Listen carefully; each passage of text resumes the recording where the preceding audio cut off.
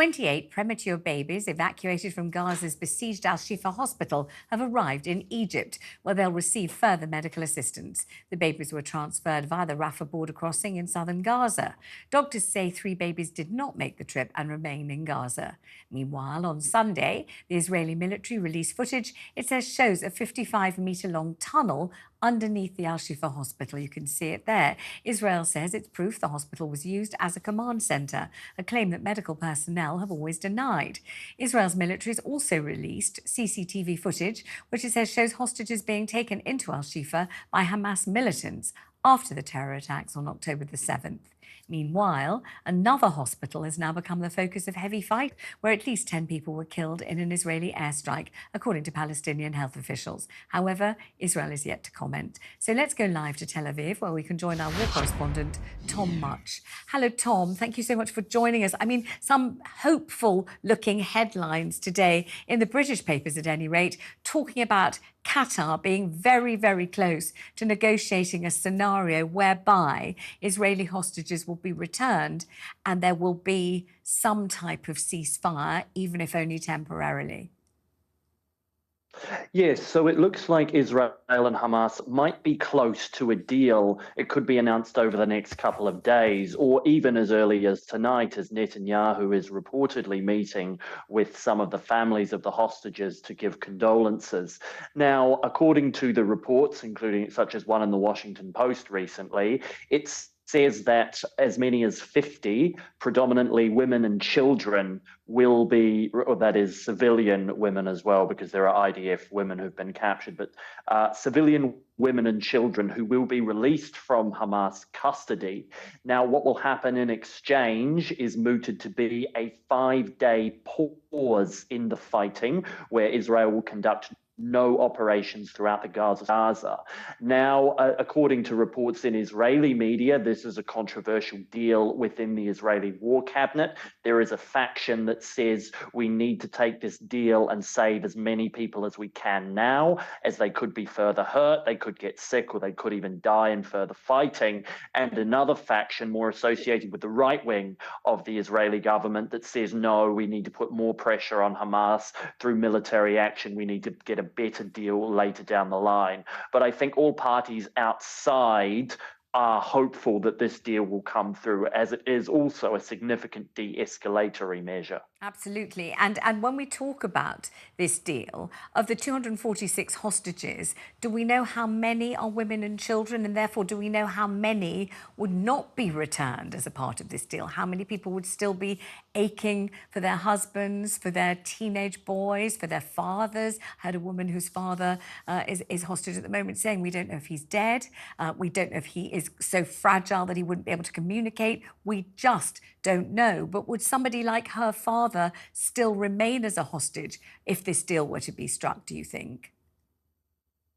So unfortunately, all of the signs that have been given are that men, whether civilian or IDF, will remain under the terms of this deal. Now, do realise also that this is just an initial deal. There could be more deals for the release of more hostages later down the line, although Hamas is likely to ask for significant concessions. Those concessions could include a longer pause in the fighting, the release of more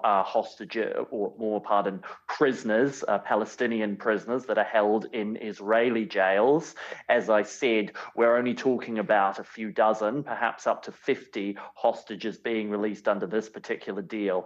That would still leave nearly 200 hostages in Hamas captivity. Now, Hamas officials have claimed, although they've offered no verification so far, that as many as 30 of the 241 hostages could have been killed in fighting or in IDF airstrikes.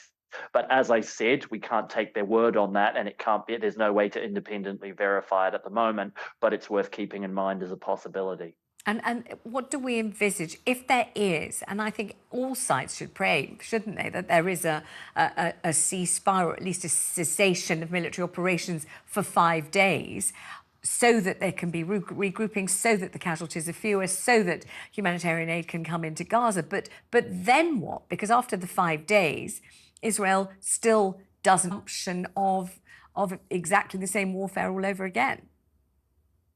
Yeah, well, this is where we get into quite tricky territory, as if we've not been in difficult enough territory over the last month and a half already. So originally, the IDF was fairly clear that the vast bulk of Hamas's military capabilities was in the north, was in Gaza City, the effective capital of the Strip, and where all of the huge Hamas network of tunnels were. And its message to the Palestinian civilian population was do everything you can to move south. If you move south, you're safe, or at least safer than you would be in Gaza City, which effectively became something of like a free fire zone for the IDF and the Air Force. Now they're saying that Hamas commanders have either fled to the south or had a much larger military presence than was supposed earlier. And they're asking civilians to leave places like the second biggest city in the Gaza Strip, Khan Yunis. The problem is that so many of these people have already fled south. Where are they now to go if they have to leave the south? Egypt has still said that it doesn't plan to open the Rafah border crossing, at least for large numbers of Palestinian civilians coming out. Israel is going to see that you could see urban ground fighting with large numbers of civilians caught in the middle. And that would be increasingly tricky for the Israeli Defense Forces, who've already come under so much pressure for the large number of casualties that have been caused throughout this campaign. Do you know anything about pressure being brought to bear on Egypt by fellow Arabic countries, that other countries will be saying, maybe behind the scenes, maybe in front of the scenes, to Egypt, we're relying on you to save lives, let people, particularly people who are in the south, come to Egypt, there's plenty of space, we will help you financially, but for goodness sake, let's be humanitarian and let's save lives here. Is that happening? Is Egypt under pressure? Well, the thing is, if you look at it in a rather sort of cynical Machiavellian sense, a lot of the Arab nations have often used the plight of Palestinians as leverage against the Israeli government. And in some ways, it has almost suited them to have that there to use the bad treatment in many instances of Palestinians as a stick to beat the Israelis with. Yet, however, Arabic countries have often been unwilling in the past to accept large numbers of Palestinian refugees themselves. When they did control Palestinian terrorist bank and with Jordan and Egypt with Gaza, they didn't give the Palestinians their citizenships or full civil rights.